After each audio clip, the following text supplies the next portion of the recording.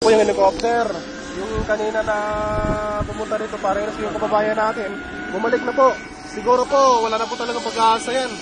Patay na siguro yung isang kababayan natin dito, kawawa naman. Kawawa naman ang mga pamilya dito na iwan sa Pilipinas na inaasahan po sana makakatulong sa pamilya nila. Ngunit ganito po ang nangyari sa kanya.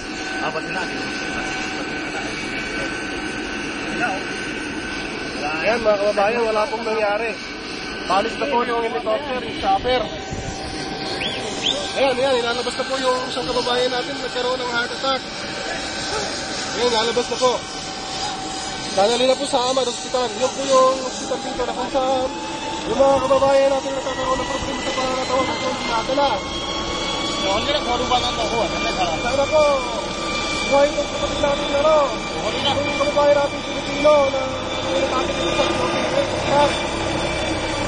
Ito po kasaglap ang nangyari dito sa aming mga... Ayan na po, alis na po yung helicopter na sana re-rescue sana yun.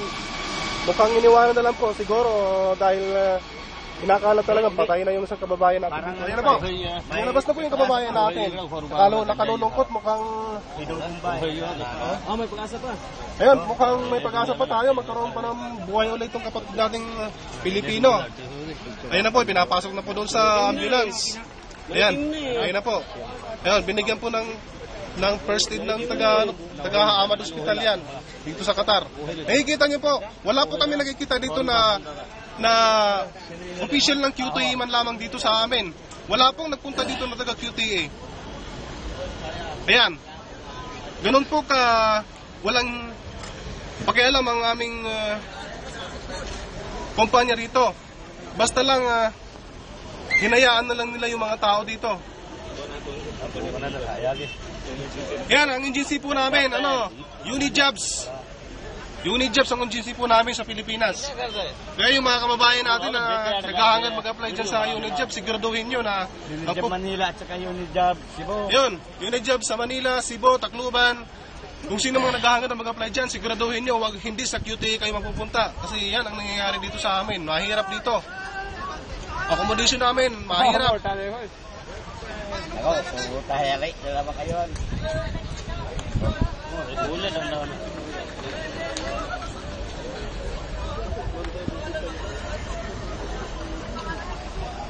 Yan po, nakikita mo yung lalaki dyan, Pilipino yan, yung nakasando na yan. Tapos yung isang kaharap niya na lalaki dyan, Pilipino rin po yan, nasa orthopedic po yan, Pilipino yan. Yan. Yung nakaputi na sando na yan, kasama ko yan sa pagbaba ng biktima na yan, mula sa third floor pa dito sa ground floor.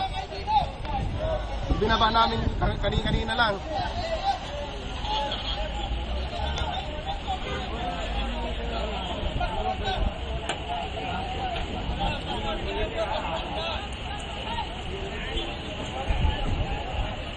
Nakalulungkot po mga kababayan.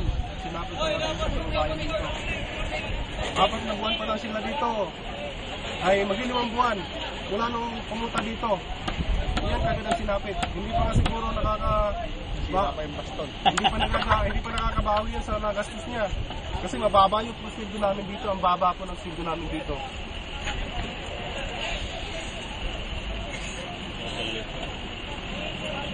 Ayan, palis na po sila.